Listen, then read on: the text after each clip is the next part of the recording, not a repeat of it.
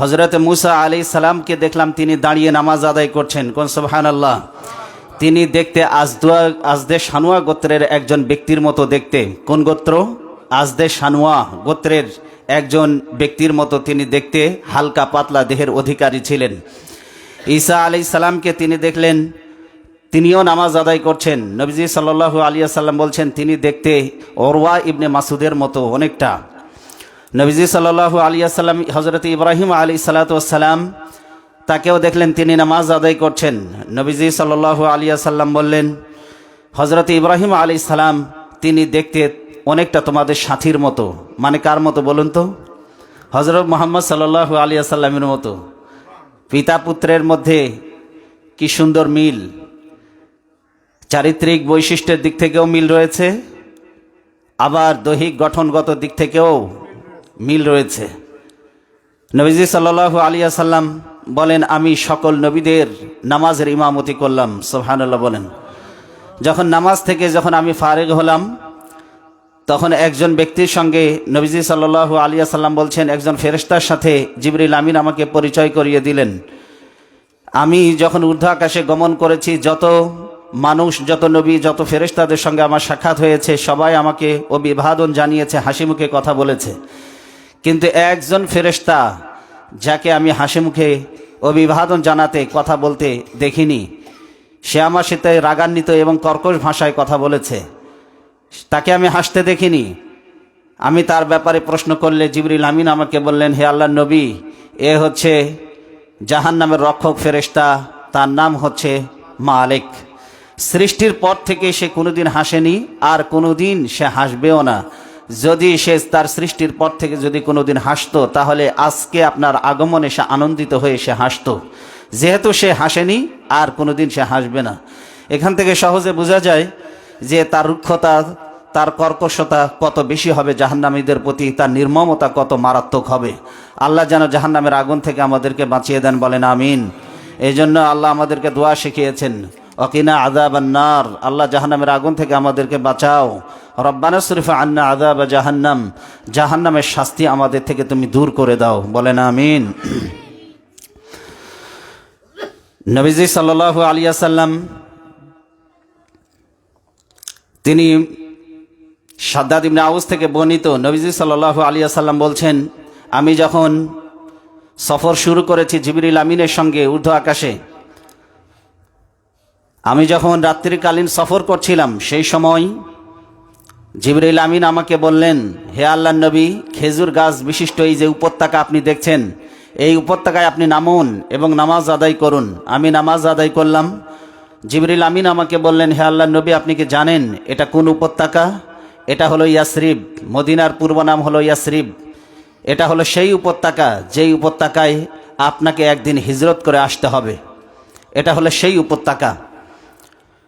এরপরে নবীজি সাল্লাল্লাহু আলাইহি ওয়াসাল্লাম বলেন, আমাকে নিয়ে তিনি কিছুদূর অগ্রসর হওয়ার পর একটি ভূখণ্ডে আমাকে নিয়ে তিনি উপনীত হলেন, নামলেন।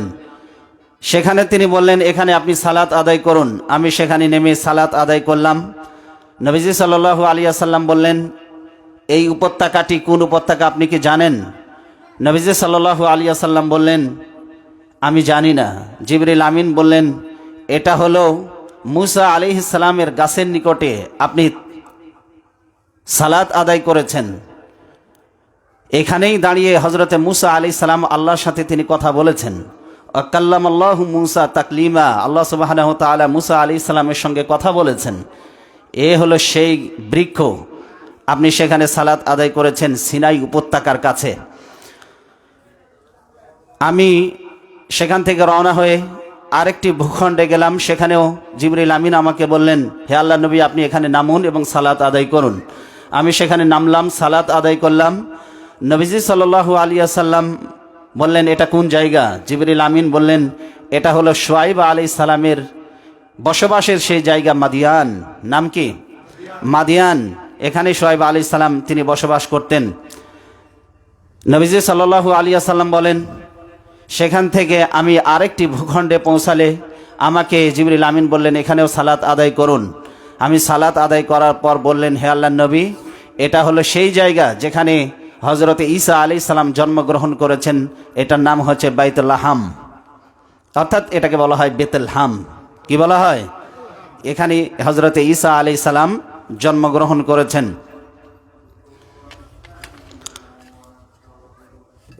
হজরত আনাস রাদিয়াল্লাহু তাআলা আনহু থেকে বর্ণিত, তিনি বলেন, নবীজি সাল্লাল্লাহু আলাইহি ওয়াসাল্লাম এমন একটি সম্প্রদায়ের পাশ দিয়ে তিনি অতিক্রম করছিলেন, যেই সম্প্রদায়ের লোকেরা তামার নখ দিয়ে, বড় বড় তামার নখ, সেই তামার নখ দিয়ে তারা তাদের বুকের এবং তাদের মুখমণ্ডলের গোশতগুলি, চামড়াগুলি সব হাড্ডি থেকে আলাদা করে ফেলছে, খামছে। নবীজি সাল্লাল্লাহু আলাইহি ওয়াসাল্লাম জিজ্ঞাসা করলেন, ভাই জিবরিল, এরা কারা? নিজেদের মুখমণ্ডল, নিজের বুকের গোশতগুলি তারা হাড্ডি থেকে আলাদা করে ফেলছে। নবীজি সাল্লাল্লাহু আলাইহি ওয়াসাল্লাম তাকে জিবরিল আমিন বললেন, হে আল্লাহর নবী, এরা হলো আপনার উম্মতের সেই সমস্ত লোক যারা মানুষের গীবত করত। যারা মানুষের কি করত?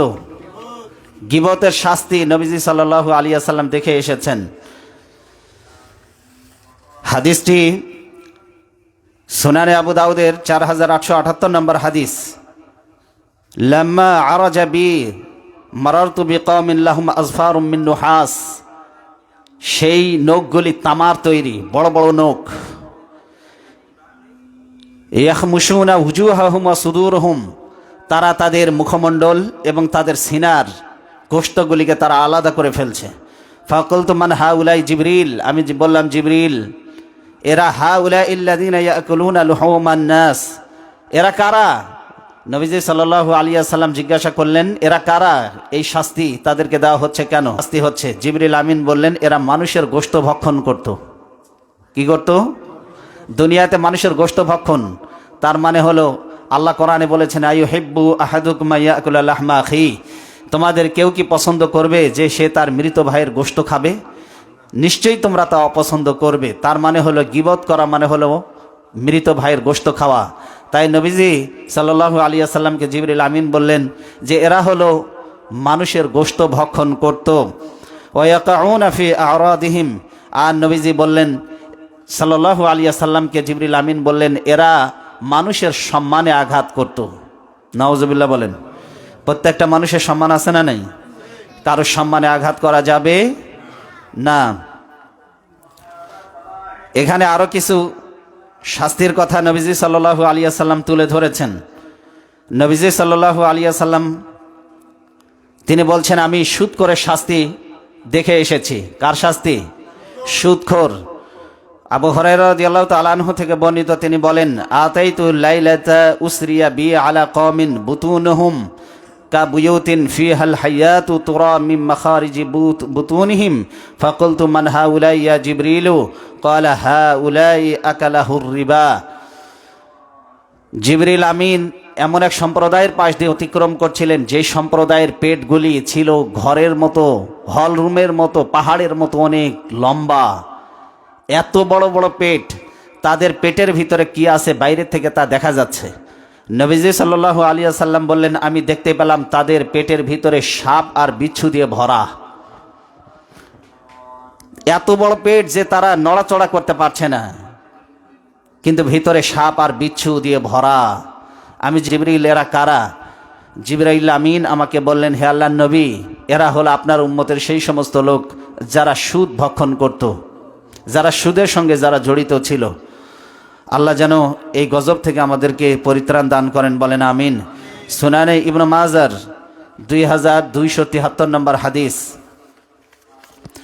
নবীজি সাল্লাল্লাহু আলাইহি ওয়াসাল্লাম বদ আমলি বক্তা, যারা মানুষকে ভালো কাজের কথা বলতো কিন্তু নিজেরা ওই ভালো কাজগুলি আমল করতো না, এমন ব্যক্তিদের সম্পর্কে নবীজি সাল্লাল্লাহু আলাইহি ওয়াসাল্লাম কি বলছেন শুনুন।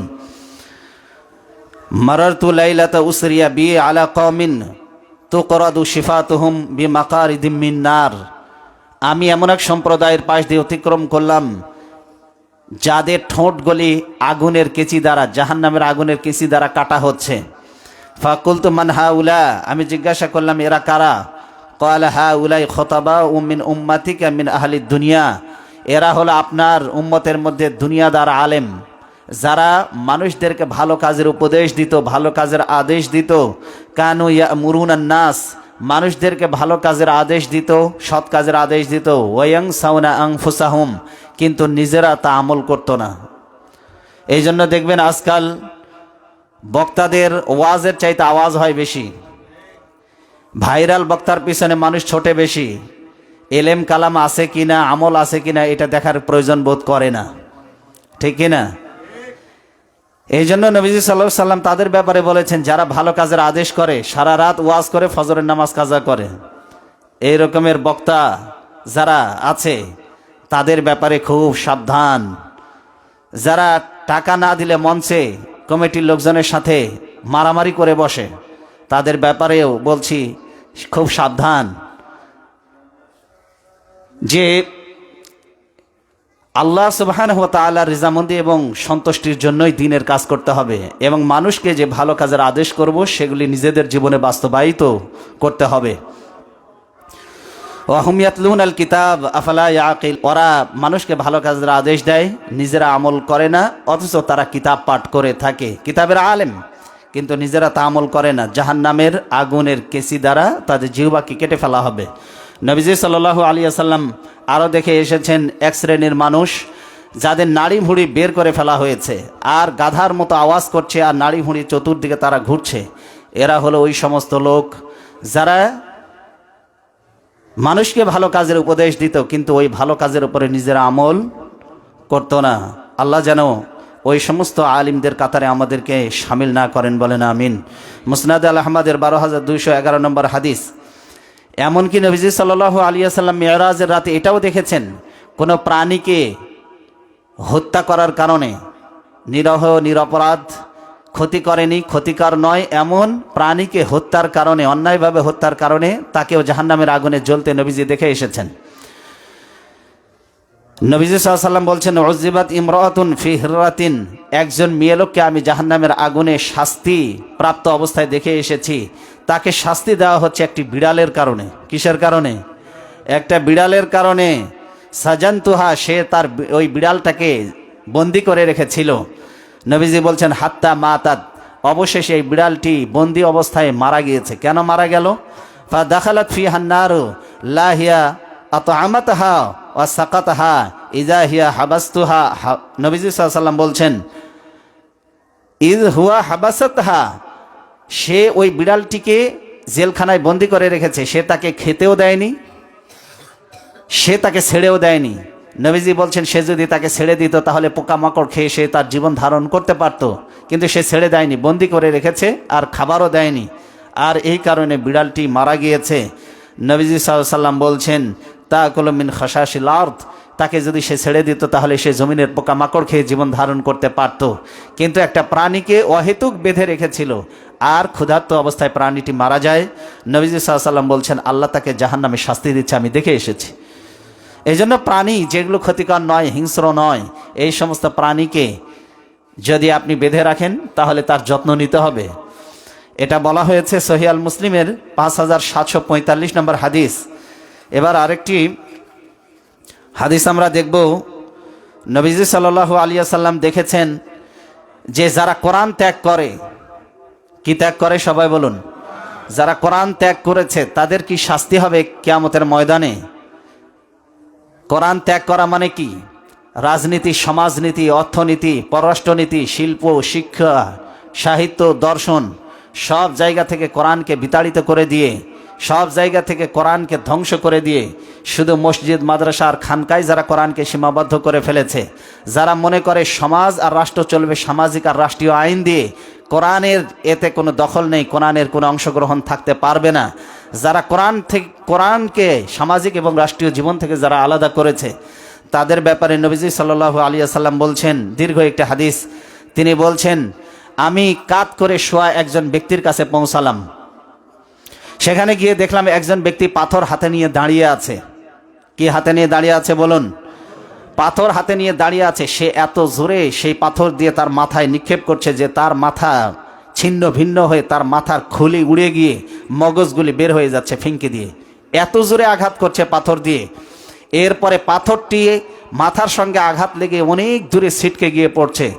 আর ওই ব্যক্তিটি আবার পাথর আনার জন্য যখন ওই পাথরের কাছে গিয়েছে, পাথর নিয়ে আসতে আসতে এই মাথা ছিন্ন ভিন্ন মাথাটা আবার আগের মতো স্বাভাবিক হয়ে যাচ্ছে।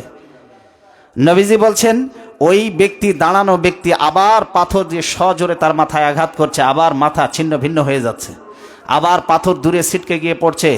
পাথর নিয়ে আবার এই লোকের কাছে ফিরে আসতে আসতে তার মাথা আবার স্বাভাবিক হয়ে যাচ্ছে, সে আবার পাথর দিয়ে তার মাথায় আঘাত করছে। আমি জিজ্ঞাসা করলাম এই শাস্তির কারণ কি? নবীজি সাল্লাল্লাহু আলাইহি সাল্লামকে জিবরিল আমিন বললেন যে এই শাস্তির কারণ হচ্ছে, শুনুন, নবীজি বলছেন যে জিবরিল আমিন আমাকে বললেন ফা ইন্নাহুর রাজুলু ইয়াখুযুল কোরআন, এ হলো সেই ব্যক্তি যে কোরআন গ্রহণ করার পরে তা বর্জন করেছে। কোরআন আল্লাহ দিয়েছিলেন কিন্তু সেই কোরআনটাকে তারা পিছনে ফেলে রেখেছিল। কোরআন দিয়ে ব্যবসা প্রতিষ্ঠান উদ্বোধন করবে কিন্তু সেই ব্যবসা প্রতিষ্ঠানে কোরআনের নীতিমালা ফলো করা হবে না। ওজনে কম, খাদ্যে ভেজাল, আছে না নাই? এক্সপায়ার ডেট পণ্য নতুন করে ডেট বসাই দিয়ে বাজারে চালান করে দেয়, আছে না নাই? ব্র্যান্ডের বোতলের মধ্যে নন ব্র্যান্ডের জিনিস ভরে তারপরে ব্র্যান্ডের নামে বাজারে জাত করা, বিক্রি করা, এগুলো প্রতারণা, আছে না নাই? অলসো ব্যবসা প্রতিষ্ঠান উদ্বোধন করেছে কোরআন দিয়ে কিন্তু কোরআন দিয়ে ব্যবসা প্রতিষ্ঠান পরিচালনা করে। কোরআনে আল্লাহ বলছে ওয়াইলুল লিল মুতাফফিফিন, ধ্বংস ওই সমস্ত ব্যক্তিদের জন্য আল্লাযীনা ইযা ক্তালু আলান নাসি ইস্তাউফুন ওয়া ইযা কালুহুম আও ওয়াজানুহুম ইখসিরুন, যারা ওজন করে নেওয়ার সময় সঠিকভাবে নেয় আর ওজন করে দেওয়ার সময় তারা কম করে, তারা মানুষকে ওজন করে মেপে দেয়, আছে না নাই? তাহলে নিজেরা কোরআন মানবে না কিন্তু কোরআন দিয়ে ব্যবসা প্রতিষ্ঠান উদ্বোধন করবে, ব্যাংক, বিমা উদ্বোধন করা হবে কোরআন দিয়ে কিন্তু সেখানে কোরআনের কোনো নীতিমালা অর্থনীতিতে বাস্তবায়ন করা হবে না, আছে না নাই? ব্যাংক উদ্বোধন করে কোরআন দিয়ে কিন্তু সেখানে কোরআনের কোনো নীতিমালার আলোকে ব্যাংক চলে না। সংসদ ভবনে কোরআন দিয়ে শুরু করা হবে কিন্তু কোরআনের কোনো আইন সংসদ ভবনে পাশ করা হবে না, আছে না নাই? নবীজি সাল্লাল্লাহু আলাইহি সাল্লাম বলছেন যারা কোরআনকে গ্রহণ করার পর যারা কোরআনকে বর্জন করে আরেকটা অপরাধের কারণে তাদের মাথা পাথর দিয়ে থেতলে দেওয়া হচ্ছে। কি অপরাধ? ওয়ায়ানামু আনিস সালাতিল মাকতুবাহ, যখন ফরজ নামাজ যখন অনুষ্ঠিত হয় তখন সে ঘুমিয়ে থাকে। কোন সময়? ফরজ নামাজ। কোন সালাত বলেন? ফজর। ফজরের সালাতের সময় যারা ঘুমিয়ে থাকে, অন্যান্য ফরজ নামাজ যখন অনুষ্ঠিত হয় আরামে যারা ঘুমিয়ে থাকে, নবীজি বলছেন পাথর দিয়ে আমি দেখে এসেছি, আমাকে দেখানো হয়েছে তাদের মাথা থেতলে দেওয়া হচ্ছে। এই জন্য বলেছি দুনিয়াতে যারা আরাম করে ঘুমাবে মৃত্যুর পরে আর কখনো ঘুমানোর সুযোগ তাদের হবে না।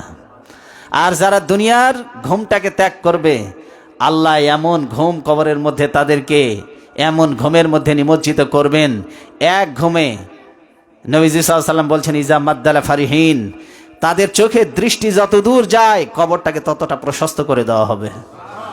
আর ফেরেশতা এসে বলবেন নুম কানাউমাতিল আরুস, নতুন জামাই যেমন নববধূ নতুন স্ত্রীকে নিয়ে আরামে ঘুমিয়ে যায় এভাবে ঘুমিয়ে যাও ইলা ইয়াউমিল কিয়ামা, কিয়ামত পর্যন্ত, এক ঘুমে কিয়ামত। এই জন্য বলি দুনিয়াতে যারা আরামের ঘুম ঘুমাবে মৃত্যুর পরে এরা আর কখনো ঘুমাতে পারবে না। আর যারা দুনিয়ার ঘুমকে বিসর্জন দিয়ে ফরজ সালাতে উপস্থিত হবে এমন ঘুম আল্লাহ তাদেরকে দিবেন, কিয়ামত পর্যন্ত ঘুমিয়ে থাকবে, এক ঘুমে কিয়ামত অনুষ্ঠিত হবে।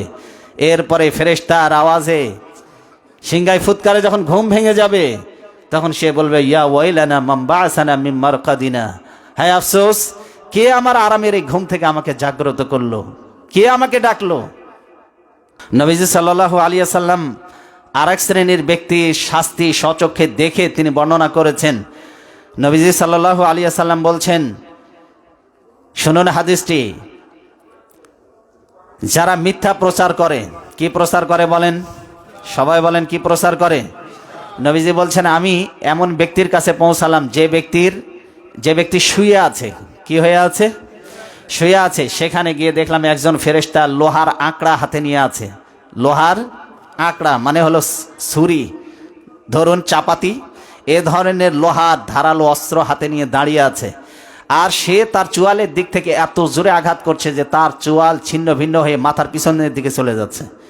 একবার চোখে আঘাত করছে, চোখ থেকে ছিন্ন ভিন্ন হয়ে মাথার পিছনের দিকে চলে যাচ্ছে। আবার নাকে আঘাত করছে, এখান থেকে ছিন্ন ভিন্ন হয়ে তার মাথার পিছনের দিকে চলে যাচ্ছে। এত বীভৎসভাবে তাকে মারা হচ্ছে। আবার যখন সামনের থেকে আঘাত করতে করতে যখন পিছনের দিকে ফেরেশতা চলে আসছে, পিছন থেকে যখন আঘাত করছে সামনের দিক ভালো হয়ে যাচ্ছে। পিছন থেকে যখন আঘাত করছে সামনের দিক ভালো হয়ে যাচ্ছে।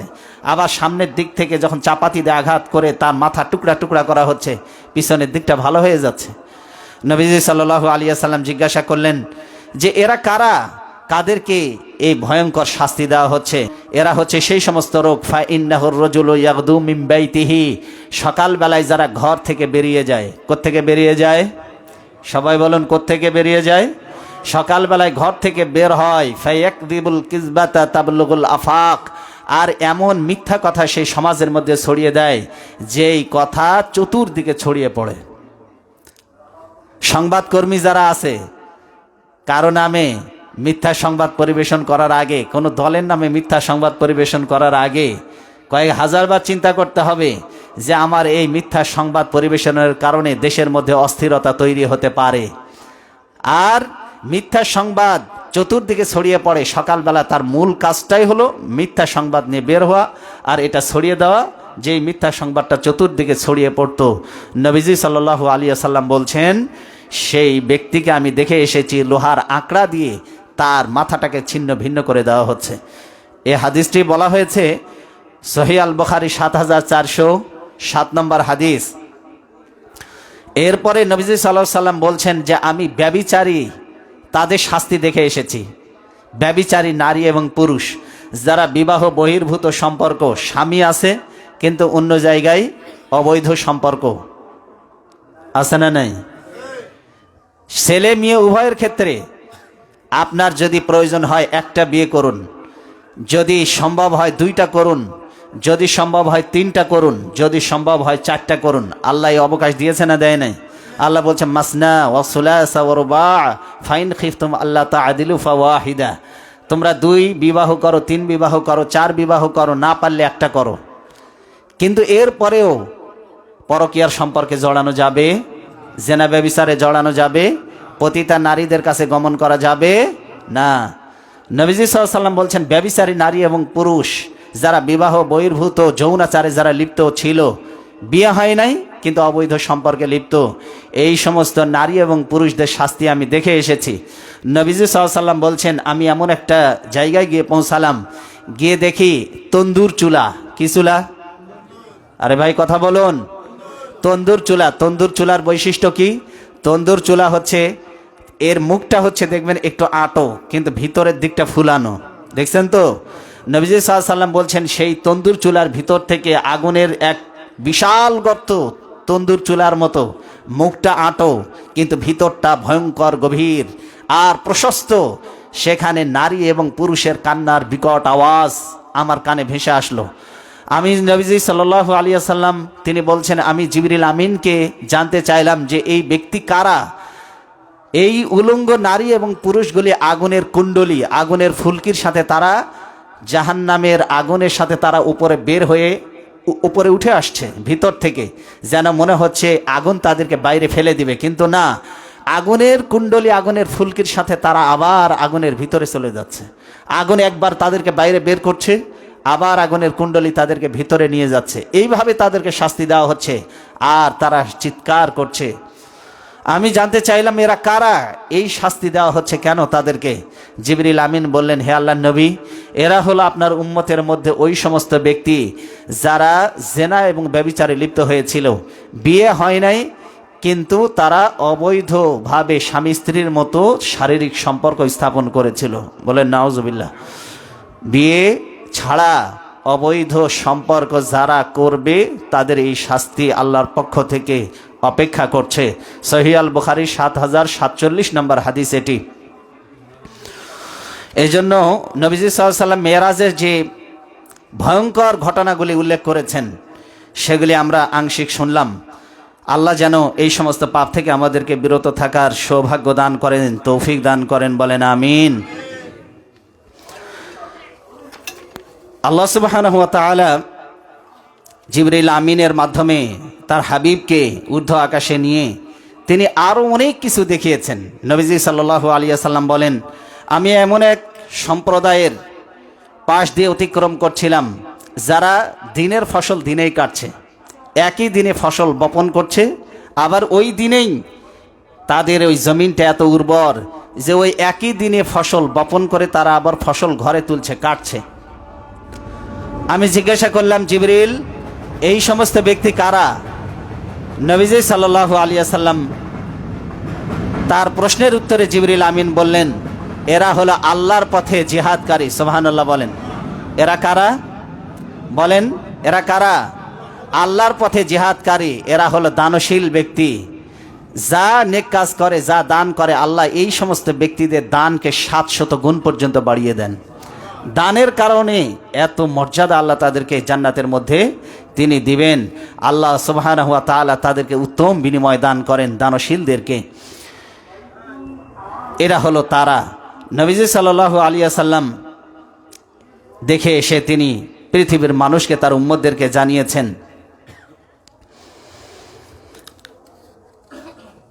আরেকটি হাদিস থেকে আমরা জানতে পারি, সেখানে নবীজি সাল্লাল্লাহু আলাইহি ওয়াসাল্লাম যে বাহনে করে তিনি যাত্রা করেছিলেন, সেই বাহনটির নাম ছিল বোরাক। সেই বাহনটির নাম কি ছিল বলুন? যে বোরাকে করে নবীজি সাল্লাল্লাহু আলাইহি ওয়াসাল্লাম ঊর্ধ্ব আকাশে গমন করেছিলেন, সেই বোরাক, বারকুন শব্দ থেকে এর উৎপত্তি। বারকুন মানে হলো বিদ্যুৎ। বারকুন মানে কি? বিদ্যুৎ। নবীজি সাল্লাল্লাহু আলাইহি ওয়াসাল্লাম তিনি যখন বোরাকে আরোহণ করতে গেলেন, আল্লাহ রসুল পিঠের ওপর আরোহণ করতে গেলেন, বোরাক কাঁপাকাঁপি করছিল, নড়াচড়া করছিল। কি করছিল বলুন? তিরমিজির হাদিস, হযরত আনাস রাদিয়াল্লাহু তাআলা আনহু থেকে বর্ণিত। জিবরিল আমিন লাগাম ধরে আছেন। জিবরিল আমিন যে বোরাকে করে তিনি যাত্রা শুরু করেছিলেন আল্লাহ নবীকে নিয়ে, এই বোরাকটি বাইতুল মুকাদ্দাসের সেই জায়গায় তিনি বেঁধেছিলেন যেই জায়গায় সমস্ত নবীরা এই বাহনটিকে বেঁধেছিল। ওই জায়গায়, ওই পাথরেই দীর্ঘদিন না বাঁধার কারণে ওই পাথরের ছিদ্রটা বন্ধ হয়ে গিয়েছিল। জিবরিল আমিন বলেন, আমি আঙ্গুল দিয়ে ওই পাথরের ছিদ্রটাকে আবার সচল করে দিয়ে বোরাককে আমি সেখানে বাঁধলাম। নবীজি যখন বোরাকে আরোহণ করতে গেলেন, বোরাক তখন নড়াচড়া করছিল, লাফালাফি করছিল। জিবরিল আমিন বলেন, ও বোরাক, তুমি লাফালাফি করছো কেন? তুমি কেন অস্থির হয়ে যাচ্ছ? তুমি কি জানো না তোমার ওপরে আরোহণ করতে যাচ্ছে এমন একজন ব্যক্তি, আল্লাহর আকাশের নিচে জমিনের ওপরে এত সম্মানিত মেহমান, এত সম্মানিত ব্যক্তি আর কোনোদিন তোমার পিঠের ওপরে কেউ চড়ে নাই। এমন সম্মানিত ব্যক্তি তোমার উপরে আরোহণ করতে যাচ্ছেন, তুমি কেন নড়াচড়া করছো? থেমে যাও। জিবরিল আমিন এই কথা বলার সাথে সাথে বোরাক ঘর্মাক্ত হয়ে গেল, মনে হলো যেন লজ্জা পেয়ে গিয়েছে সে। এখন আল্লামা আইনি এটার বর্ণনায় তিনি বলেছেন ফতহুল বারির, এখানে 7 নম্বর খণ্ডে 248 এবং আল্লামা আইনি 17 নম্বর খণ্ডে 24 নম্বর পৃষ্ঠায় যে হাদিসটি উল্লেখ করেছেন, তিনি বলছেন যে বোরাক কেন আল্লাহর নবী উঠতে গিয়ে তিনি নড়াচড়া করেছিলেন, লাফালাফি করছিলেন, এর কারণটা কি? তিনি কি আল্লাহর নবীকে উঠতে দিতে চাননি? বিষয়টি এমন নয়। বিষয়টি এমন নয়। আনন্দে আবেগ আপ্লুত হয়ে, আনন্দে আত্মহারা হয়ে, আনন্দের খুশিতে সে লাফালাফি করছিল। এটা একটি বর্ণনা। আরেকটি বর্ণনা এসেছে, বোরাক আল্লাহর নবীর কাছ থেকে এই প্রতিশ্রুতি নিয়েছিলেন, হে আল্লাহর নবী, আপনি যখন কিয়ামতের ময়দানে যখন উপস্থিত হবেন, তখন আপনি আমাকে ওয়াদা দিন যে আপনি আমার পিঠে চড়ে কিয়ামতের ময়দানে আপনি হাজির হবেন। নবীজি সাল্লাল্লাহু আলাইহি ওয়াসাল্লাম তিনি যখন বোরাককে এই প্রতিশ্রুতি দিয়েছিলেন, বোরাক তখন থেমে গিয়েছিল। বিস্ময়কর এক জার্নি ছিল, সফর ছিল এই সফরটি। আর এই সফরে যা কিছু ঘটেছে সব কিছুই তিনি তার উম্মতদেরকে বর্ণনা করেছেন। নবীজি সাল্লাল্লাহু আলাইহি ওয়াসাল্লাম বলছেন, আমি মেরাজের রাতে আমি কতিপয় ফেরেশতাদেরকে দেখেছি বাইতুল মামুরে, তাদেরকে সেজদারত অবস্থায় দেখেছি। এদেরকে কিছু ফেরেশতাদেরকে দেখেছি সেজদারত অবস্থায়, এরা কোনোদিন সেজদা থেকে উঠবে না। কাউকে আমি দেখেছি দাঁড়ানো অবস্থায়, কোনো দিন এরা আর রুকুতে যাবে না। কিছু ফেরেশতাকে দেখেছি আমি রুকুর অবস্থায়, এরা কোনো দিন রুকু থেকে মাথা তুলবে না। আল্লাহর অনুগত, সৃষ্টির পর থেকে আল্লাহ তাদেরকে যেভাবে আল্লাহ রেখেছেন ঠিক সেভাবেই তারা আল্লাহর ইবাদতে রত আছে। আমি জান্নাতে যখন প্রবেশ করেছি তখন একজন ব্যক্তির পায়ের আওয়াজ আমি শুনতে পেলাম। আমার মনে হচ্ছিল হযরতে বেলাল আমার আগে আগে হেঁটে যাচ্ছে জান্নাতে। সুবহানাল্লাহ। কে আগে হেঁটে যাচ্ছে? বেলাল। আল্লাহ নবীর আগে হাঁটা বেয়াদবি না? হাঁটছেন কেন? আল্লাহ নবীর আগে আগে হেঁটে যাচ্ছেন। বেলালের জান্নাতে হাঁটার পায়ের আওয়াজ নবীজি বলছেন আমি শুনে এসেছি। কারণ তিনি ছিলেন দেহরক্ষী।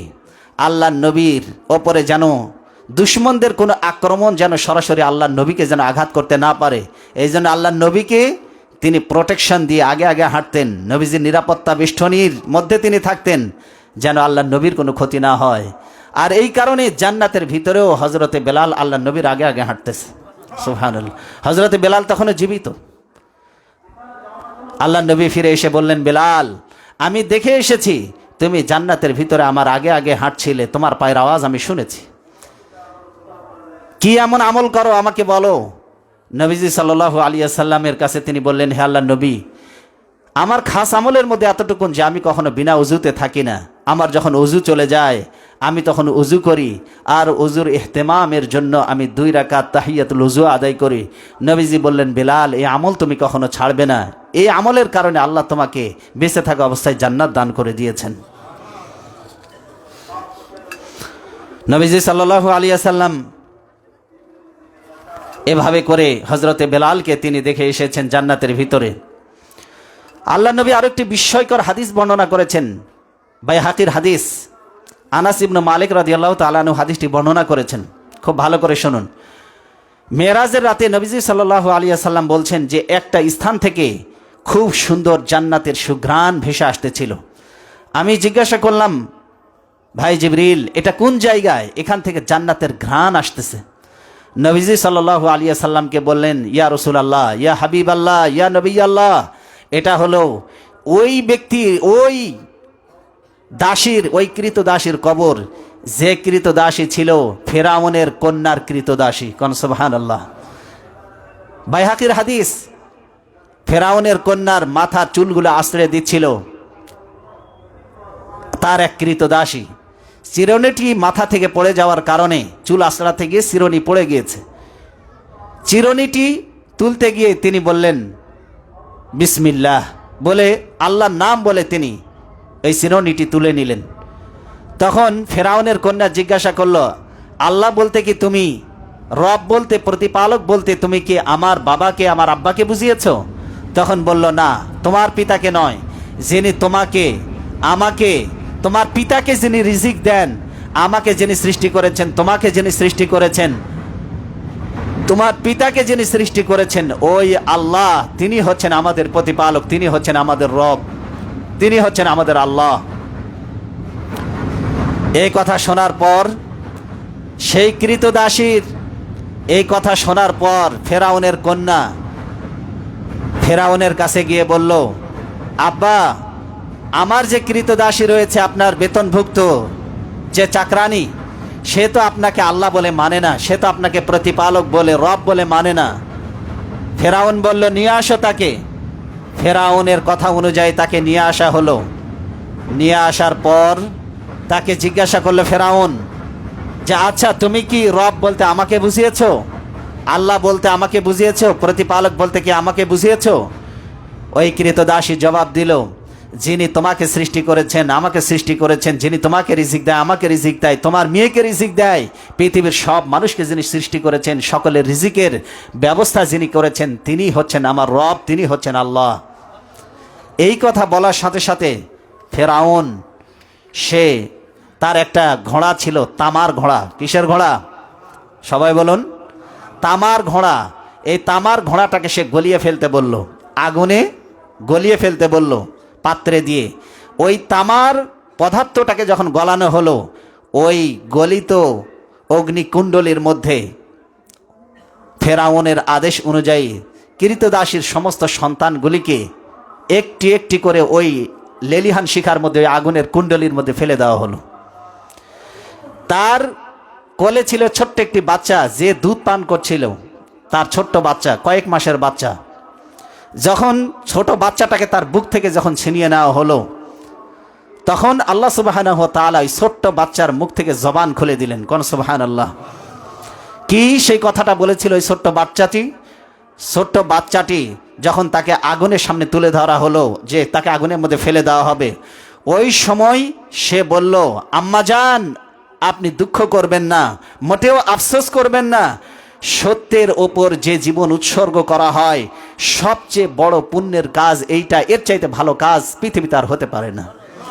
সত্যের জন্য যে নিজের জীবনকে উৎসর্গ করে দেয়, এর চেয়ে পুণ্যের কাজ ভালো কাজ আর হতে পারে না। আমি ছোট্ট বাচ্চা মায়ের কোল থেকে যখন ছিনিয়ে নেওয়া হলো, আগুনের ফেলে দেওয়ার প্রাককালে এই বাচ্চার মুখ থেকে এই ধ্বনি উচ্চারিত হচ্ছিল, আর ওই অবস্থায় যখনই সেই কথা বলেছে ধপ করে আগুনের মধ্যে ফেলে দিয়েছে বাচ্চাটাকে। বাচ্চার এই আহ্বান শুনে মায়ের মনে সবর এসে গেল, ধৈর্য এসে গেল। মায়ের মন এতটুকুনো আফসোস, দুঃখ আর কষ্ট রইল না।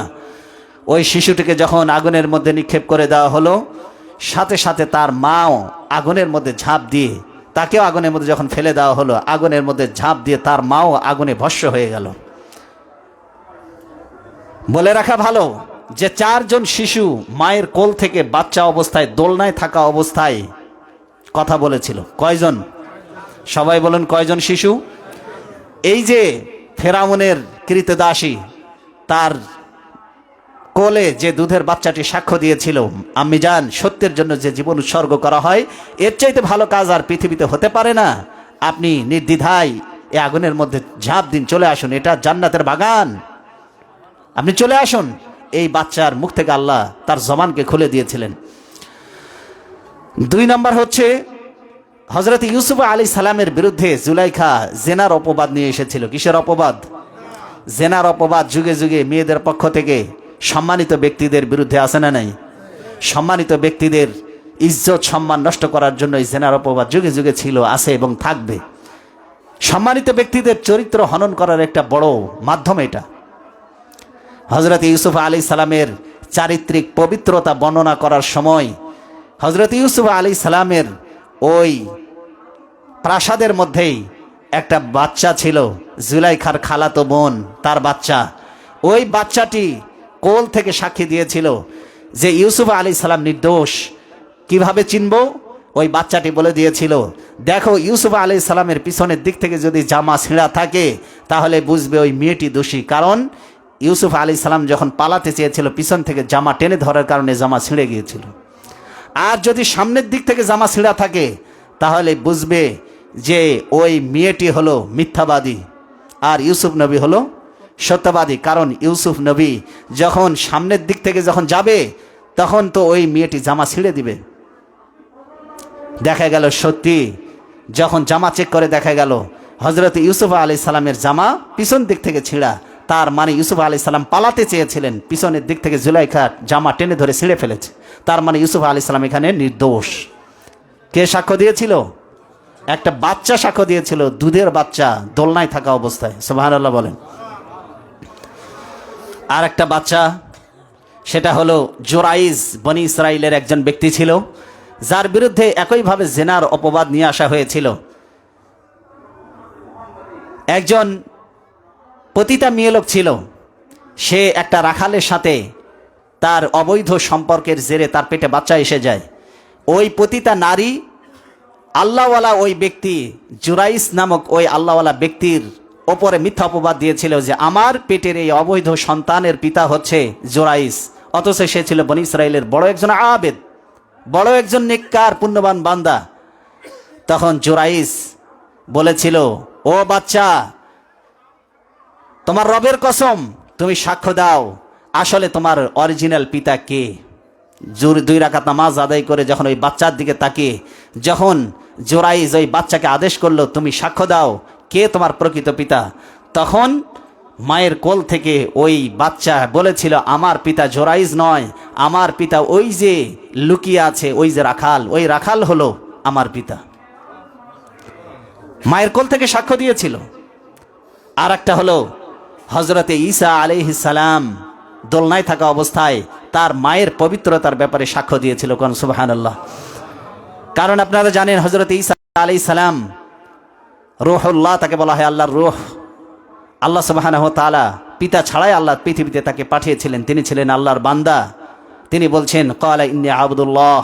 তার জাতির লোকেরা বলল ইয়া উখতা হারুন মা কানা আবুকি ইমরাআ সাওইন ওয়া মা কানাত উম্মুকি বাগিয়া। হে হারুনের বোন, আমরা তোমাকে পবিত্র নারী হিসাবে জানি। মা কানাত উম্মুকি বাগিয়া, তোমার মা ব্যভিচারিণী ছিলেন না আমরা জানি, কিন্তু তোমার এই বাচ্চা কোত্থেকে এলো, তোমার বিয়ে হয়নি।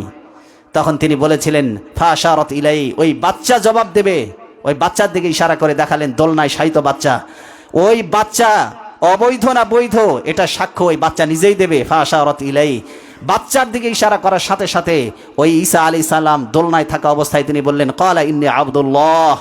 ও উপস্থিত জনতা শুনে রাখো, দোলনায় থেকে ভাষণ দিচ্ছে, আমি অবৈধ সন্তান নই, আমি আল্লাহর পক্ষ থেকে আল্লাহর প্রেরিত বান্দা। ওয়াজআলানি নাবিয়্যা, আল্লাহ আমাকে নবী করে বানিয়েছেন। ওয়াজআলানি মুবারাকান আইনামা কুনতু, তোমরা জানো অবৈধ জিনিস বরকত শূন্য হয়, আর আমি বৈধ, এই জন্য আল্লাহ যেখানেই আমাকে পাঠাবেন, আল্লাহ আমাকে সারাটা জীবন করেছেন বরকতময়। যেখানেই আমি থাকি আল্লাহ বরকত দিয়ে ভরে দিবেন। কয়জন বাচ্চা কথা বলেছিল? তার মধ্যে ফেরাউনের কৃতদাসের বাচ্চা কথা বলেছিল। ওই যে ফেরাউনের কৃতদাসীকে আগুনে পুড়িয়ে হত্যা করা হয়েছিল, তার সন্তানদেরকে আগুনে পুড়িয়ে হত্যা করেছিল ফেরাউন, যার কারণে কবর থেকে কিয়ামত পর্যন্ত জান্নাতের সুঘ্রাণ ভেসে আসতে থাকবে। আল্লাহর নবী মেরাজে যাওয়ার সময় তিনি এই সুন্দর ঘ্রাণ তিনি তার নাকে তিনি অনুভব করেছেন। সুবহানাল্লাহ।